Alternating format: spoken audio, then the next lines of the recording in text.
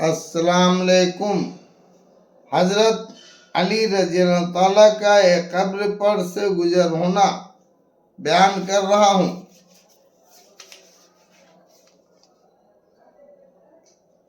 کمیل رضی اللہ تعالیٰ ایک شخص ہے، کہتے ہیں کہ میں نے حضرت علی کرم اللہ وجہ کے ساتھ ایک مرتبہ جا رہا تھا۔ وہ جنگل میں پہنچے، پھر ایک مقبرے کی طرف متوجہ ہوئے اور فرمایا، اے مقبرے والوں، اے بوسیدگی والوں، ایک وحشت اور تنہائی والوں، کیا خبر ہے، کیا خبر ہے، کیا حال ہے؟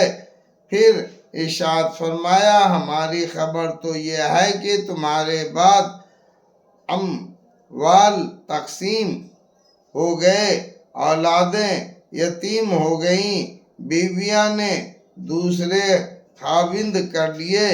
یہ تو ہماری خبر ہے، کچھ اپنی کہو۔ اس کے بعد میری طرف متوجہ ہو کر فرمایا، کمیل، اگر ان لوگوں کو بولنے کی اجازت ہوتی اور بول سکتے تو یہ لوگ جواب میں یہ کہتے کہ بہترین توشہ تقویٰ ہے۔ یہ فرمایا اور پھر رونے لگے اور فرمایا، اے کمیل، قبر عمل کا صندوق ہے اور موت کے وقت بات معلوم ہو جاتی ہے۔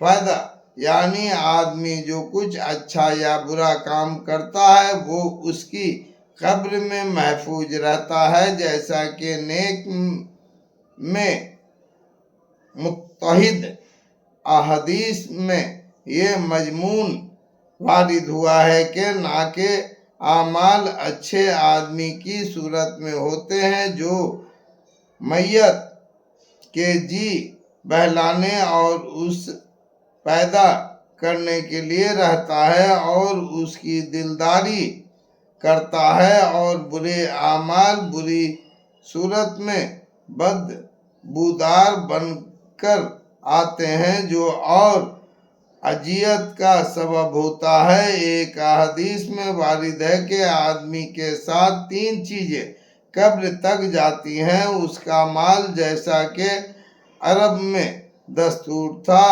اس کے رشتہ دار اور اس کے اعمال۔ 2 چیزیں، مال اور رشتہ دار، دفن کر کے واپس آ جاتے ہیں، عمل اس کا رہ جاتا ہے۔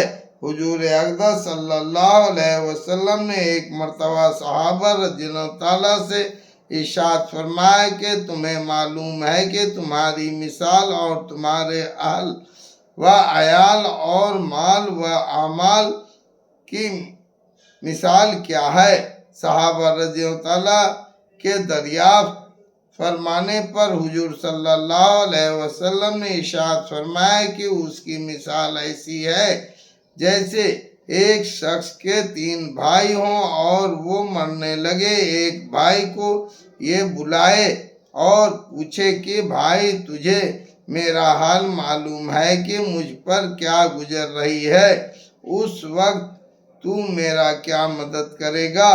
وہ جواب دیتا ہے کہ تیری تعبیرداری کروں گا، علاج کراؤں گا، ہر قسم کی خدمت کروں گا، اور جب تو مر جائے گا تو نہلاؤں گا اور کاندھے پر اٹھا کر لے جاؤں گا، دفن کے بعد تیرے ذکر خیر کروں گا۔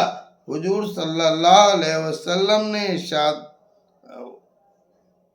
فرمایا کہ بھائی تو اہل و عیال ہیں۔ پھر وہ دوسرے بھائی سے یہ سوال کرتا ہے کہ وہ کہتا ہے کہ میرا تیرا واسطہ زندگی کا ہے، جب تو مر جائے گا تو میں دوسری جگہ چلا جاؤں گا، یہ بھائی مال ہے۔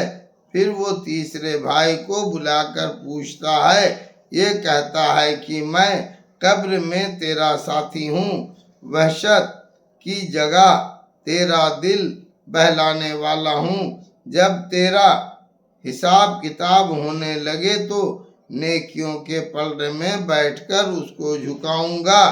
بھائی، یہ بھائی عمل ہے حضور صلی اللہ علیہ وسلم نے فرمایا اب بتاؤ کون سا بھائی کار آمد ہوا؟